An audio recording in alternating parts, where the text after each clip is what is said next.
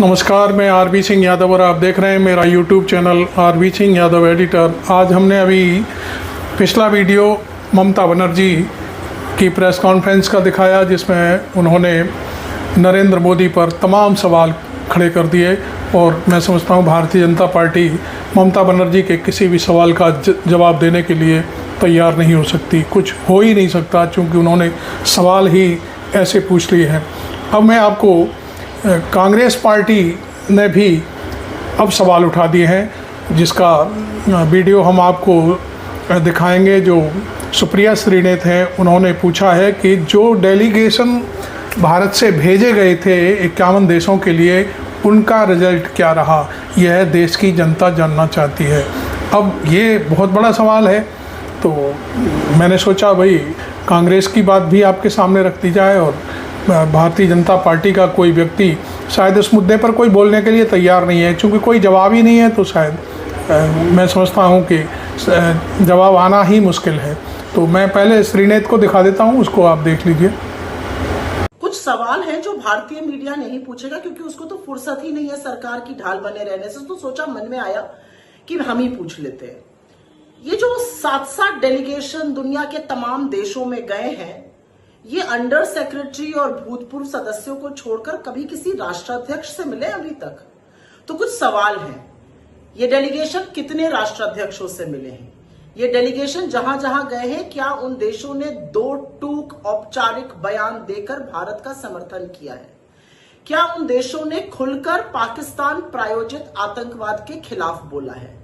क्या ये जो डेलीगेशन गए हैं, ये विदेशी मीडिया से मिल रहे हैं या नहीं मिल रहे हैं? और अंत में एक सवाल, इन सारे डेलीगेशंस के जाने का भारत को क्या फायदा हो रहा है?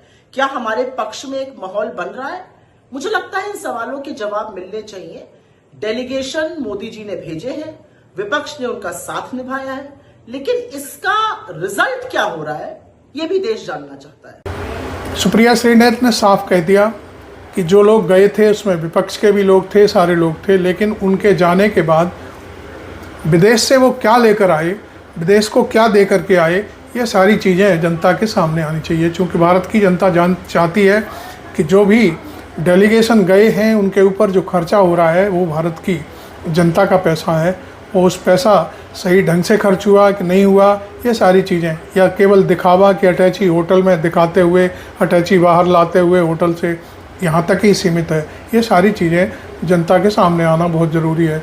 इसलिए हम ये बात नहीं कह रहे, ये तो कांग्रेस पार्टी है जो विपक्ष की सबसे बड़ी पार्टी है, और उसके जो सांसद हैं राहुल गांधी, वो इस समय LOP हैं, और LOP होने के नाते उनका फ़र्ज भी है कि वो ये पूछें कि पाकिस्तान को कितने लोगों ने